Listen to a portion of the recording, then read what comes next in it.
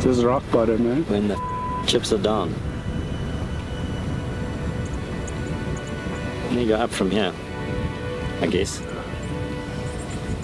Maybe there's something good out of this. No, oh.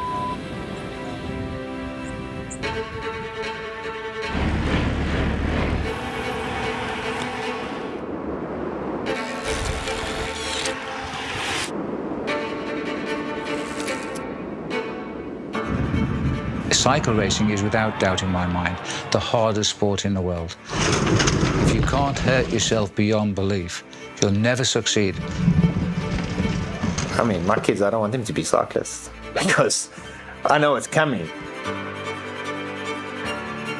It's dangerous, it's hectic, it's fighting. The sport is cruel. There's crashes, there's injuries, there's like a lot of pain and suffering involved. It sounds very romantic to travel the world riding just bike races, but it isn't romantic at all. The highs are high, but the lows are low. On the contrary, just experiences that just put you on these crazy highs. You know, it's not a sport for nice guys. Nice guys don't get very far in the sport.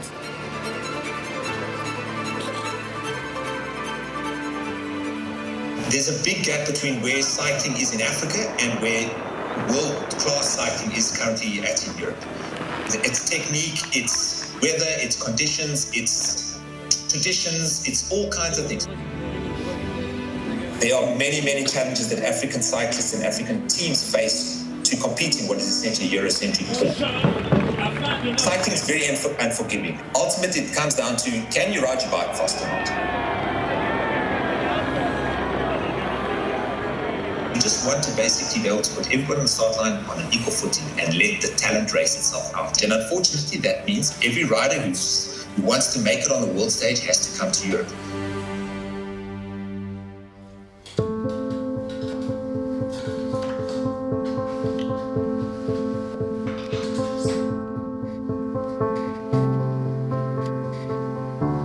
Doug is someone who sets goals and dreams.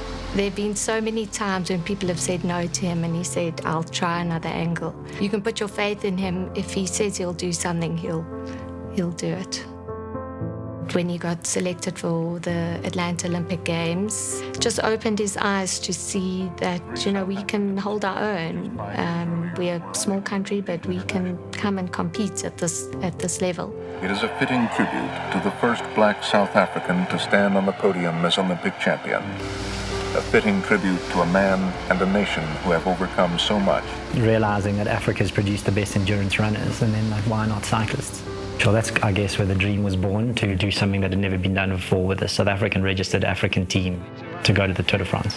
So it'll be interesting to see if they can get maybe... In the beginning, I thought, sure, Doug, that's a very big dream. 10 years ago, Doug used to speak to me about the team he's going to one day bring to the Tour de France, and we thought, yeah, right, Doug, yeah. Keep it going, mate. I thought Doug was crazy, and I thought that, well, that's got no chance and no chance of ever succeeding. Finding international riders was really complicated. You know, today the rider agents call you and they come and see you. In those days, we were nobody. We called them and went to their offices, and they literally closed their doors. You know, people were saying, where are you from? No, South Africa. Like, where is that? Africa, south, at the bottom, that's where we're from. And they're like, why would we want to, you know, bring riders to your team? And they just didn't believe that we'd pay salaries that we'd even exist. You know, some of those riders that joined our team, like a Gerald Cherlik from Germany, you know, the talk in the peloton was like, you know, that's the end of your career, and, you know, good luck. Looking at the results is one thing, but to see the story behind is the other things. There is this whole story behind the team which is unique and which makes the team different, and that's a big motivation. The Qhubeka bike handover and stuff like this, I think this is really important. We're trying to change lives of people and make lives of these people better, so that's definitely something you should be proud of. We are a team that races to mobilize people on bicycles. That's what drives us. We've got great coaches, great staff, and a great purpose that is there to mobilize people on bikes, and that's what gets us up every day. It makes us work hard. There were some months where we took money out of our bond to pay salaries, but he kept the dream. He's gonna get to the Tour. And yeah, he managed.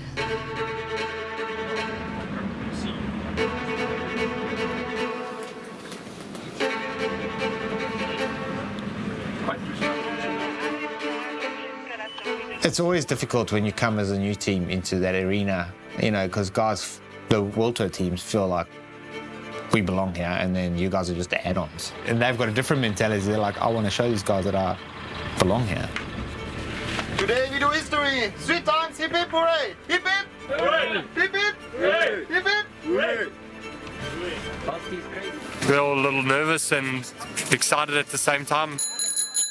A year ago, guys, we would never have thought that we would be here at a World Tour race. So I just want to wish you guys all the best today, and whatever happens will happen. Hopefully this is the start of many big things to come. But I mean, it's an incredible feeling for me, and I think for all of you as well to be here. And so yeah, let's just go forwards and take African cycling and this team, to the next level, and really enjoy the race today. And then obviously big things to come into the future. Thanks, guys. Good luck. Hey, thank you. We wanted to showcase what this team is about, and it was about the African dream. Songezo Jim was one of the better riders, in the South African racing circuit. And then, when we registered the team, it was great to have him on board as, into the World Tour and to go into the world of cycling and European racing. And he was, that guy that put his hand up and stood tall and said, look, give me the chance and I'll show you that I can, add a huge amount of value. So it was really significant to him and significant to the journey of this team.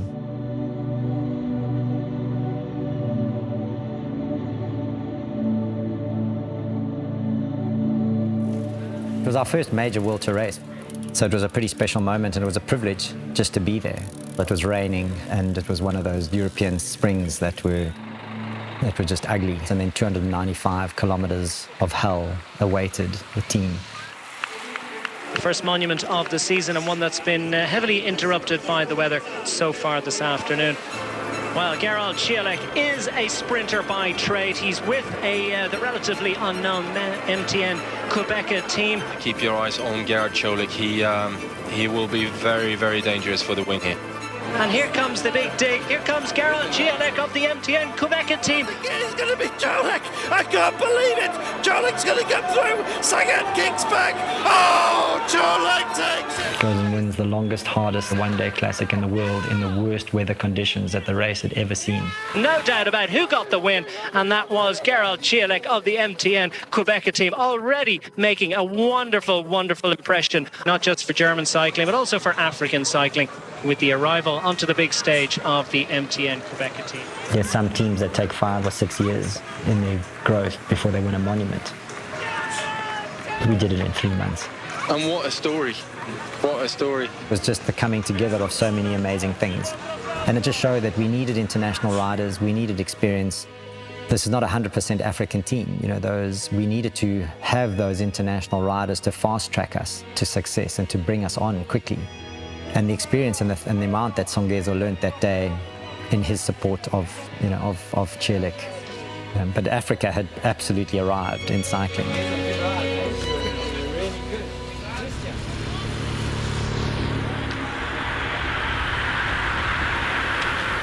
We only had sponsorship till the end of 2015, so we needed to get into a Grand Tour, because you don't ride the Tour de France as your first race. We definitely thought we'd be in the 2014 Giro d'Italia. We won Milan San Remo. That's a race that's organised by them. And they snubbed us. They didn't invite us. And we were running out of time.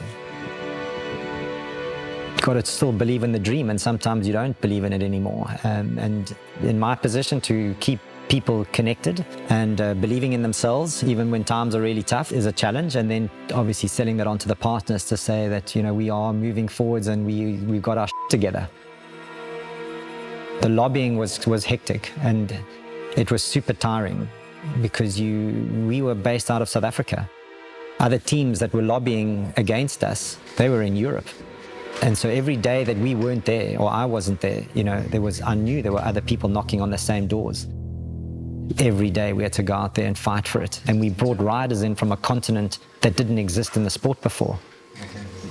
So yeah, I never slept that much that year. And then eventually the Vuelta a España in 2014, gave us the opportunity to ride their race. So that was a critical moment. What are the ambitions of the MTN Qhubeka team here? I think just to get the word Qhubeka repeated as much as possible. Ali, more, Ali. It was our first Grand Tour.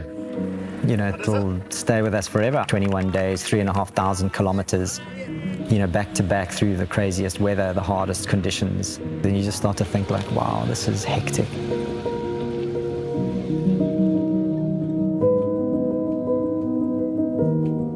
So 2015 Giro d'Italia announcement, when they got in touch with us in January, they usually announce their teams a week before the Tour de France, and so we got a notification to say, that these are the wildcard teams that have been selected and have made the grade to ride the 2015 Giro d'Italia. That was a tough moment, actually, because I knew if we went, we would not get invited to the 2015 Tour de France, because you often don't get 2 Grand Tours, and we hadn't heard from the Tour de France yet.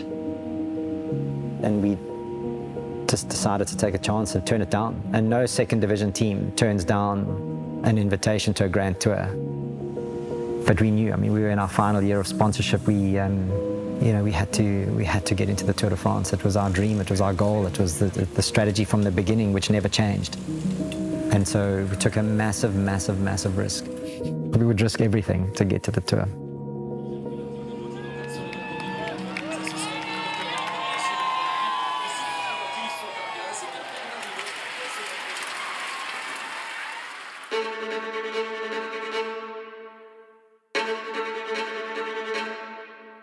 In 101 previous editions of the Tour de France, there'd never been an African team on the start line. For the 102nd race, that all changed.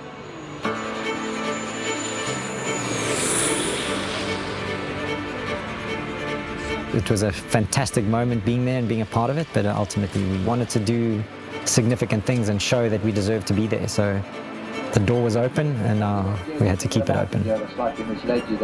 Now, Tekla Hemelot, he's 26 years of age. He's an Eritrean. Daniel Tekla Hemelot breaks. They've realised what is happening. It's 1 point, and we have our first African king of the mountains of the Tour de France.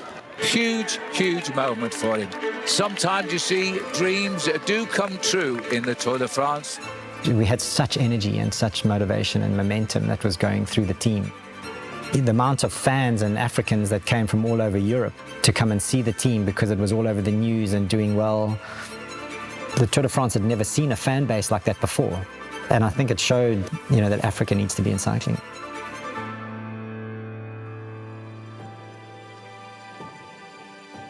For us as a team, we wanted to be opportunistic. We wanted to focus on our riders and our strengths.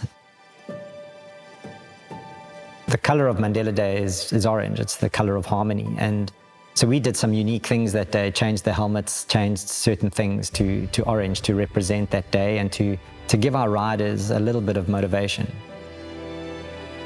And I spoke to the riders in the bus talking about the impact that this has and a bit about Mandela. And when I walked off that bus, I said to the media that I wouldn't want to race against this team today. 1 kilometre to go to the summit.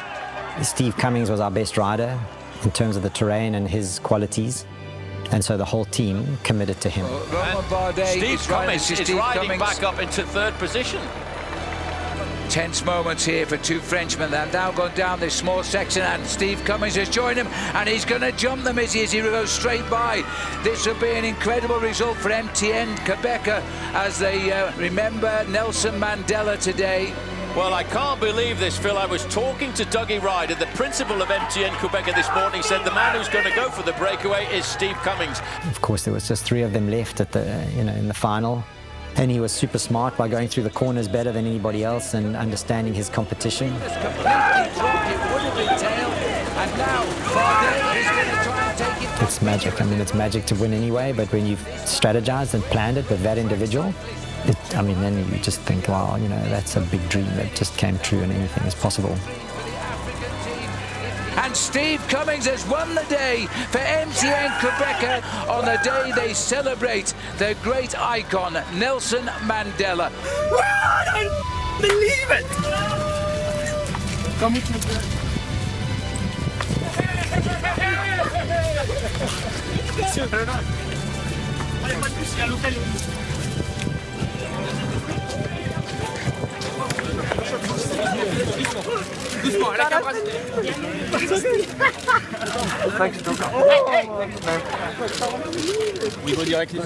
It was absolutely unbelievable. We had just no pressure, raced with such freedom, and it showed.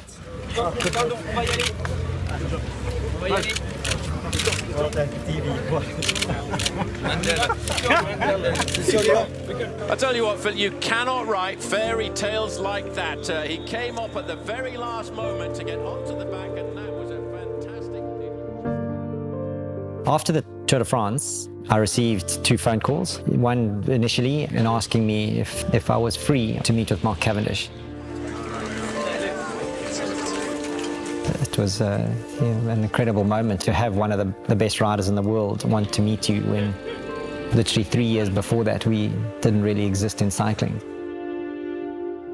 And then 24 hours later, a reporter phoned me and asking me if I had a comment on the decision that had been made. And I was like, well, what decision? And he said that MTN, our current sponsor, was not going to renew their agreement with us going forwards.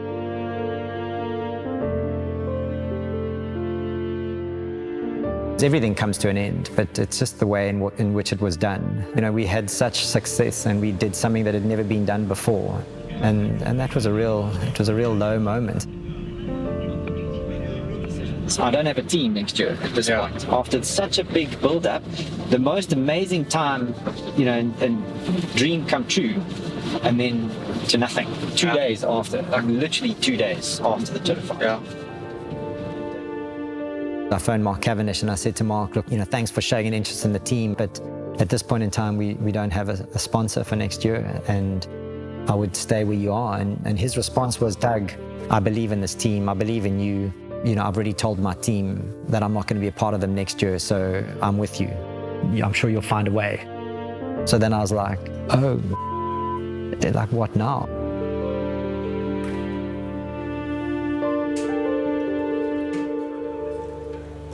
I think the reality of running a professional cycling team is huge.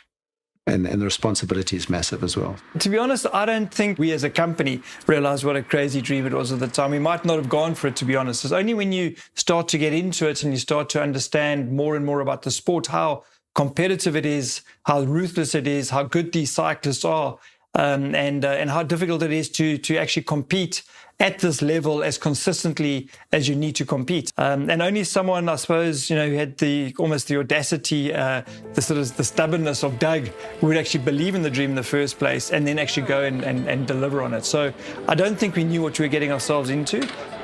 They'd given us the figures on how many people watch it. Well, everything stacked up, and from that point of view, it seemed to make sense. But bearing in mind that we never ever wanted to be the primary sponsor, and yeah, Doug's quite a good salesman.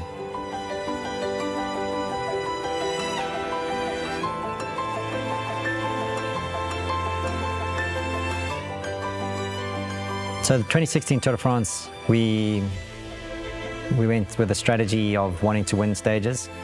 So it kind of was all in for that. Went so many flat stages that year. And of course, a flat stage to Utah Beach, day one. We'd never worn a yellow jersey in the Tour de France before. And this was our chance with one of the best sprinters in the world. So prediction for today? An absolutely historical, fantastic day for the team. Clear blue skies, getting the race underway. Phil Kittle is in a very good position at the moment. Dimension data is there. Cavendish is there, about 5 men down. And Doug had said to me that, Cavendish has got his wife and his kids here, and there's a special reason. Or is it? As they they close in on the line. He's still coming up towards the line. It looks to me as though this is Cavendish. Here's the happiness of the finish, though. Mark, please, what a That is an exceptional ride by Mark Cavendish. Well, he has dreamed about this, Phil, for so many years. It just came together, and Mark won and wearing the yellow jersey, his first yellow jersey in the Tour de France in 10 starts. Everything right on the day. We'll take a look sans surprise, eh bien c'est Mark Cavendish qui s'empare bien sûr de ce maillot jaune dans le yellow jersey sur ses épaules. Regardez s'il est heureux. Il n'avait jamais porté ce maillot, il le porte aujourd'hui. Il est heureux. We raced that Tour de France like it was one day old. And we brought Bernie Eisel, Mark Renshaw, so his lieutenants that he'd raced with and been so successful with in the past back together. You know, people were interested about that in the media and in the world of cycling, saying, you know, that they were done, has-beens, and, you know, maybe not so successful anymore. And boy, did that 2016 Tour de France prove that wrong. As Cavendish is going, he's got the perfect shot at gold here. Cavendish is racing to the victory.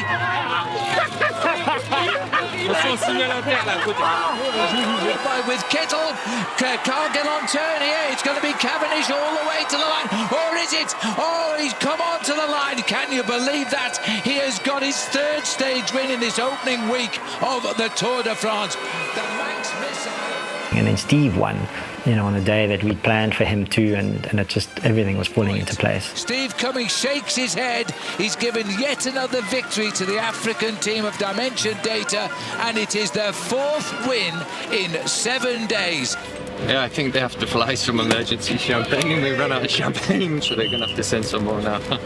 For us to win 5 stages in that Tour de France, being the most winning team in your second year, is incredible. It was like the new dawn. It was like the sun just came up and it was never going to set.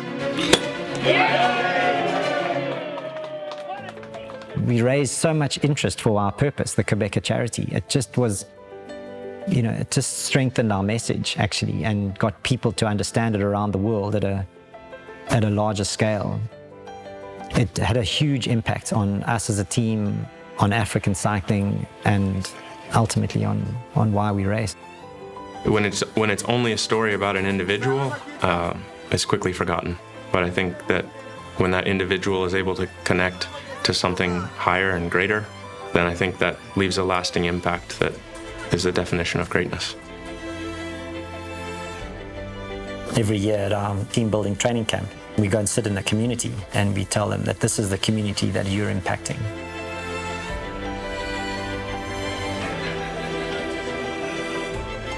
Imagine walking for 4 hours a day just to get an education.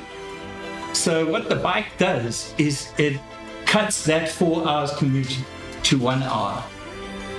So everything starts with education. So if you can get people educated, then people get a job and then they can help themselves. We give children back their childhood. We give them time to play, we give them time to be happy, and we give them an education. So thank you very much. Deeply appreciated. If you're in Belgium on cobblestones, bad weather, crosswind, you know, it's raining, it's 5 degrees, do you think you can't hang on anymore? No, there's an extra reason why I have to hang on. I do believe that gives you extra 2%, which might make a difference of winning and losing. Qhubeka is about something greater. It's about hope. That inspires me. Like these people in these communities and what Qhubeka is doing for them, like that inspires me throughout the season. Mark had an interesting brand during his career where he had kind of like a bad boy image. And then, you know, people looked at him now racing for our team and being a part of our team that, wow, this guy has got a heart, you know, the size of his legs. You know, a bicycle we take for granted. It's our tool. It's like a pen for a writer. But it can be so much more. It can change a life. It's pretty special. If we can do just a little small part to help that, then it really helps us. It really gives us something bigger than ourselves to ride for. This is why we race so hard around the world and why we travel 270 odd days, and in the worst weather conditions and the hardest races, I mean, we do it for this. So we can come back here and we can see that all the hardships and all the tough times that we face, the crashes, the incidents, and you come here and you see, how happy, you can make somebody else. It's the best day of the year.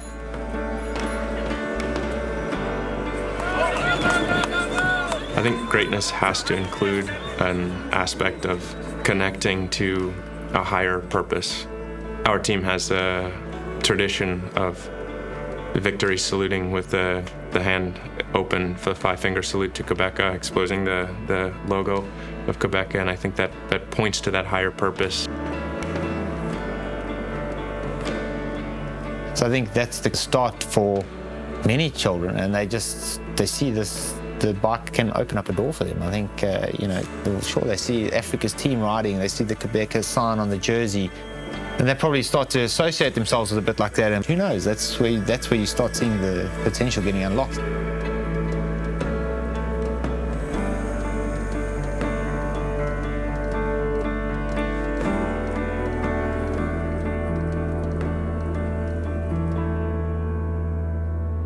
With Mark Cavendish going to 30 stage wins in the Tour de France, and Louis Meintjes rejoining us as a rider that had just gone twice top 10 in the Tour de France. Our strategy going forwards for the next 3 years was, could we take Mark Cavendish to be the most winning rider in the Tour de France of all time, and could we take an African rider onto the top step or onto the podium in the final general classification of a Grand Tour. The difficulty is here, you have to repeat it over and over. Like you have a professional bike race, you have to win. And this is where it becomes really, really difficult, and where, that dream fades away a little bit. Cycling is a really, really, really tough sport where so many things can go wrong, illnesses and injuries. Demar is coming, so too is Greipel. Cavendish goes into the barriers. Demar fights on. That was a heavy bump and ride with the tarmac for Mark Cavendish. Well, he hit that heavy. Fingers really crossed heavy. He is okay. When Mark left the team, I sat on the team bus and, I said to the riders, why are we here? We all trained so hard to be here, to do something really significant. We've got such a strong purpose to ride for. 3 days after that crash, Edvald Boasson-Hagen went second, and that just brought the team back together. And we were 5 times on the podium, and then we ultimately won on stage 19. He is back, Eddie the Boss!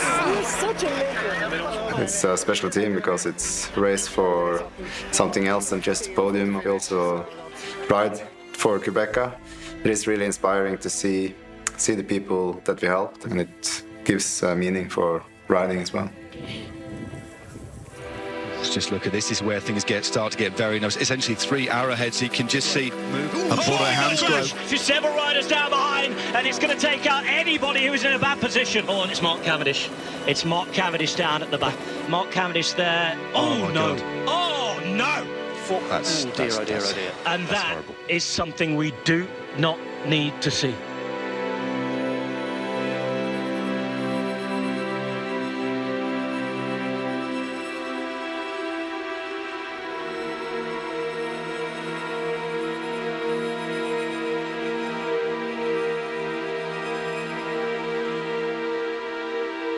This is our worst season we've ever had. Ever. In 10 years, this is our worst season. We've only won 5 races this year. By this time last year, we'd won 25.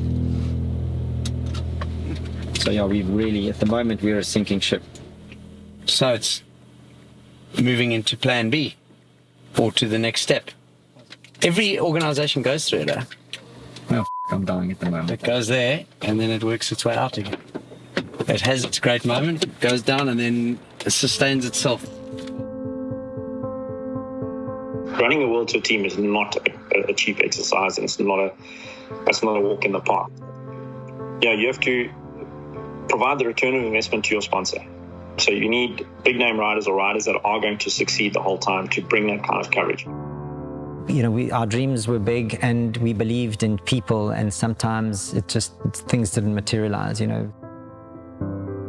people change and goals change. Success came early in and they got a lot of wins, but I think the personalities took over, quite frankly. I think some of the riders thought they were bigger than the team, and they allowed that to happen.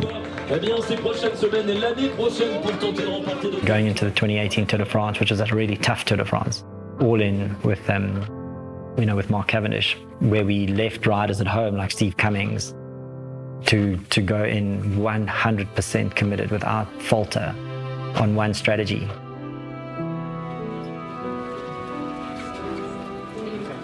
Obviously, I base every season around being good at July, and I think I'm in my best form of the year. And I'm lucky that I have a strong team with Team Dimension Data to come to the Tour de France and try and get some result. We were trying to step it up a gear and go to the next level. Dimension Data had signed on for 3 years, to believe in that project, the Grand Tour project, and massive dreams. But we were a team that realised dreams. And one of the big stories of the day, Mark Cavendish, along with Marcel Kittel and Mark Renshaw, outside the time limit. But Cavendish, so brave, determined to finish the stage. Just said that Kev, couldn't go anymore. Yeah.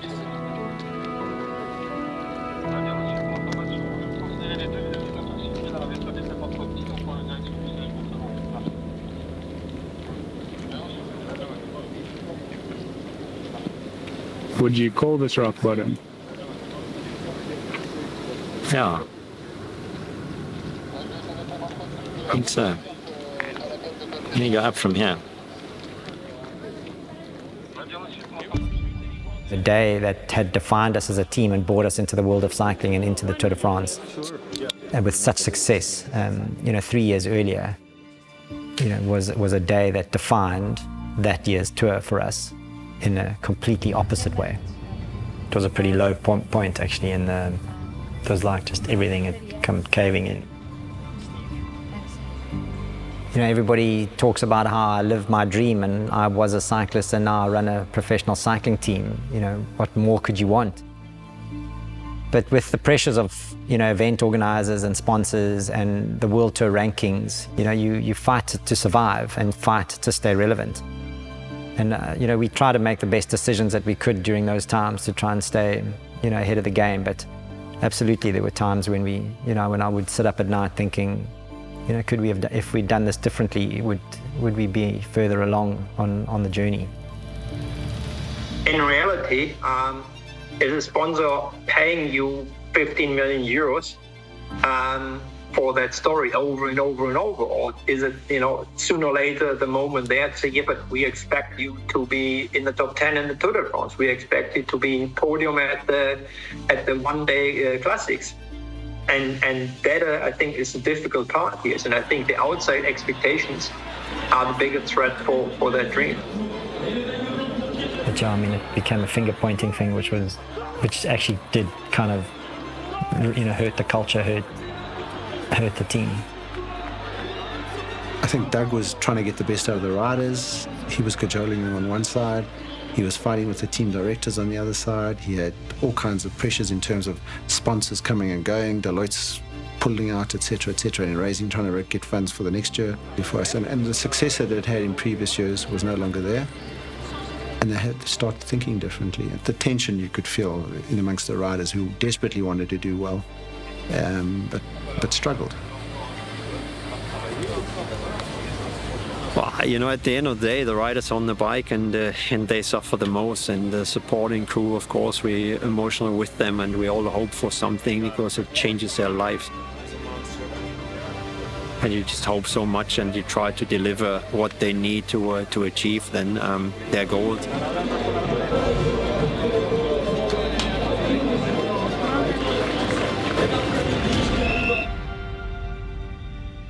That's cycling.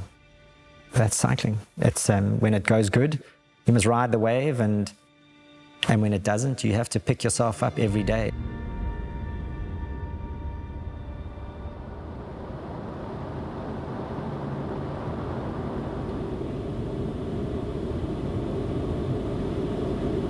It's a tough game. You have lots of different elements that doesn't make it simple, it makes it very challenging.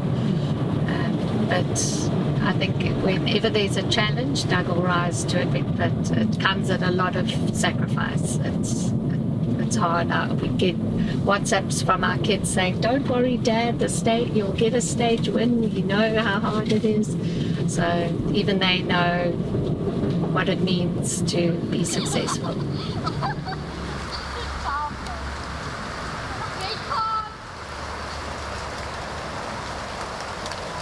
Yeah, he doesn't want to fail. Most of us don't.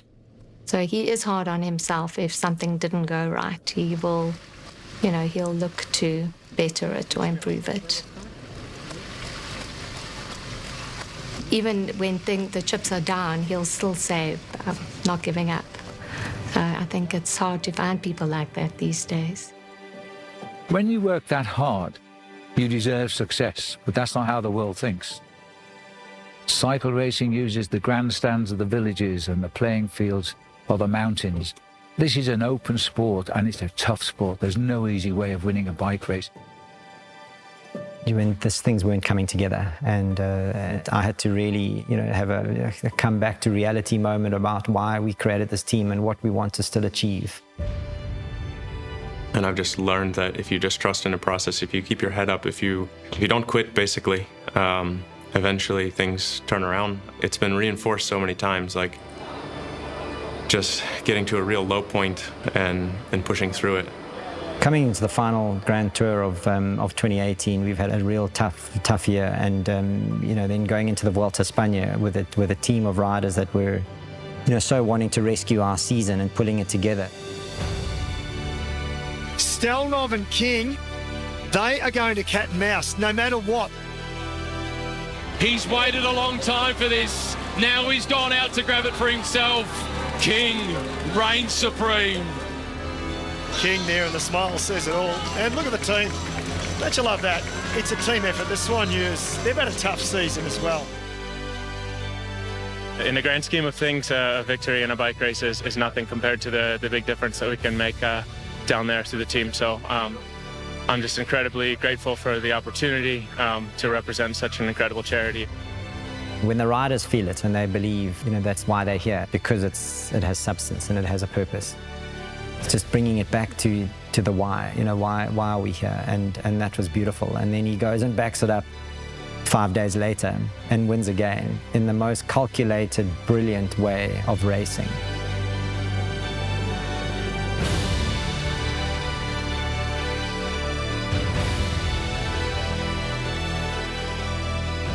Everybody starts to believe again. The bus drivers believe again. The coaches believe that what they're doing is not far off, and and it just unites and connects the team again. It was about why we exist, who we exist for, and then the riders believe in themselves again.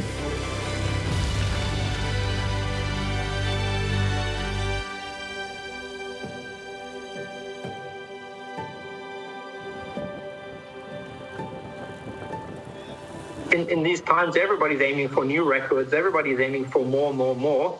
But don't forget the history. Don't forget where he came from. Got beaten up a few times already, but never gave up. Whatever critics you get, whatever pressure you get, nobody can take away from what has been done over the last, 2 decades. I think it's always nice having someone you can look up to. Songezo Jim, we've been teammates, and when he signed with the team, and I thought to myself, wow, okay, he's there, so I can get there as well one day. My dream was basically to ride for the team, it was this youngster with quite a lot of dreams, and there was a lot of African guys in the team, a lot of Eritreans, a lot of Ethiopians as well, and I thought to myself, wow, I'd like to ride for that team. And that's what's happening now. My biggest highlight while I'm with the team was winning my first King of the Mountains in Tour Down Under. It was my first race as a World Tour rider, so I'll never forget that one. King of the Mountains from Team Dimension Data, Nick Glanini. This team is doing something for a whole continent. It's important for the continent to have a World Tour team that's trying to look after the interests of African cycling and promote and give the opportunity to African cyclists. Our World Tour team is no longer a purely African team, but that doesn't mean that we've given up our African identity. In many ways, I see our continental team as continuing that struggle. Not about buying the best players, you actually need to develop them, because that's part of your culture as an organization. We were never meant to do this just for our team. We were always trying to do this for the sport in general.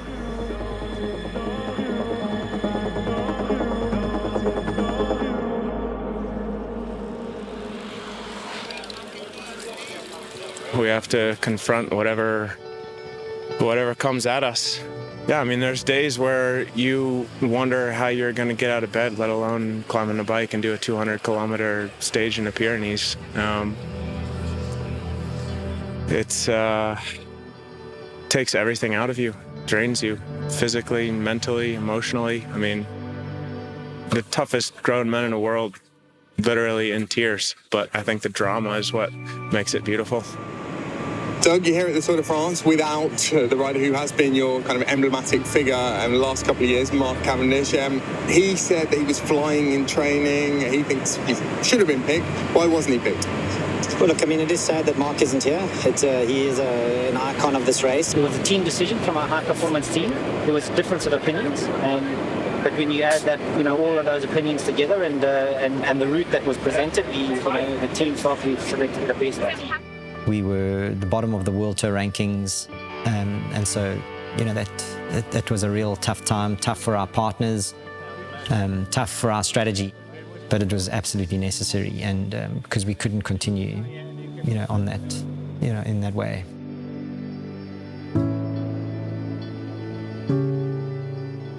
Hello? Hello. Hi. Philele unjani wena? Philele nam. Njani training session? Be right, besiphume nje for 1 hour, so be short nje ukwelula imilenze. Oh, okay. Yeah, good. Yeah, yo, nervous ngoku. Banencinga ngayo. Are 3 weeks in the kodwa yo? 3 weeks, Sunday race 3 weeks. Ngiphelele ke 10 days. Okay. Okay, sure. Bye-bye, inkosi. Bye-bye, izotsheta late. Bye. Sure. Everybody loves the story of the underdog. Everybody loves the story of the person that achieved something that's never been achieved before. And I think that's what sport gives all of us. It's so often about the human story, about that unexpected effort or that unexpected win or that person that's gone truly beyond what anybody thought was humanly possible to achieve the unachievable. That's why we believe so passionately in Doug's vision. The opportunity for something as simple as a cycling team or a cycling race to change the direction of a continent. That's why we love working with Qhubeka, that's why we love working with this team, and it is that ambition that we love. And winner of the UCI gold medal, Samuel Batista!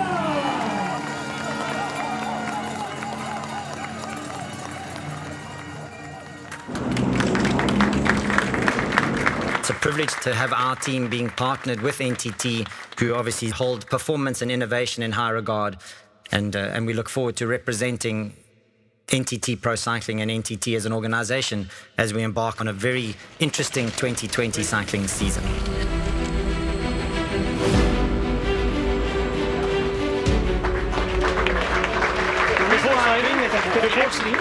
He actually hasn't signed his contract yet. And then a dream come true world champion from the under-23 category from our development team, Samuel Batista. Still a very beautiful jersey. So I'm doing my work, ride the bike, but also you're riding for Qhubeka and not only for yourself.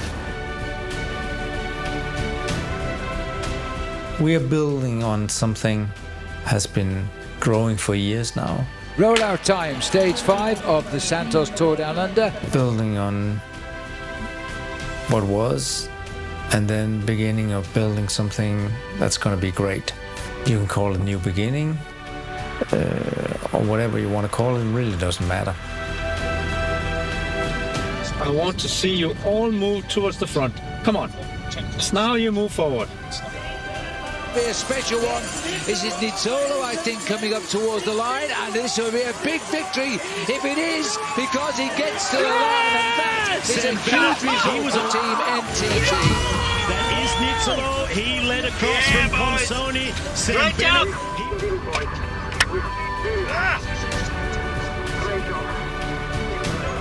The Italian is charging through. Nizzolo gets the win. Welcome to stage one of the inaugural virtual Tour de France on Zwift. This is Mikey's opportunity into the last kilometre. The breakaway burrito deployed. NTT this week at the Zwift Tour for All have been reborn.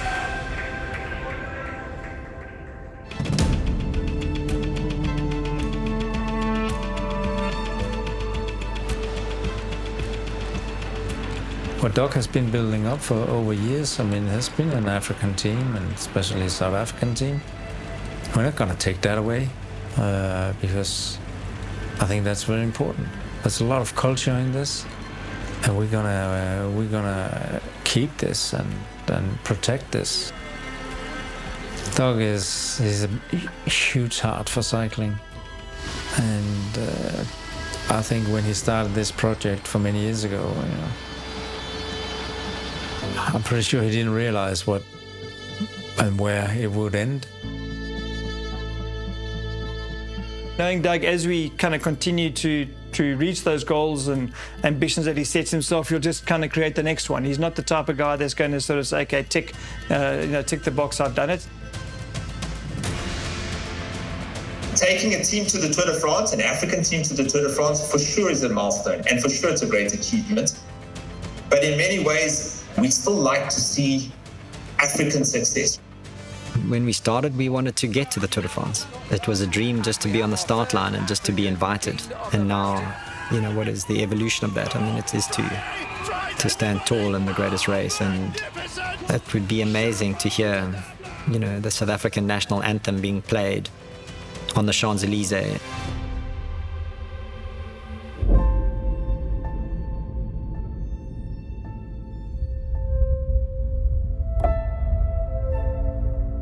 But if I could choose between people riding bikes on the dusty streets of Qhubeka or on the paved roads of the Champs-Élysées in Paris, I would absolutely choose the dusty roads of Qhubeka, because then our team, you know, has made an impact and raised awareness and funds to give people hope and opportunity.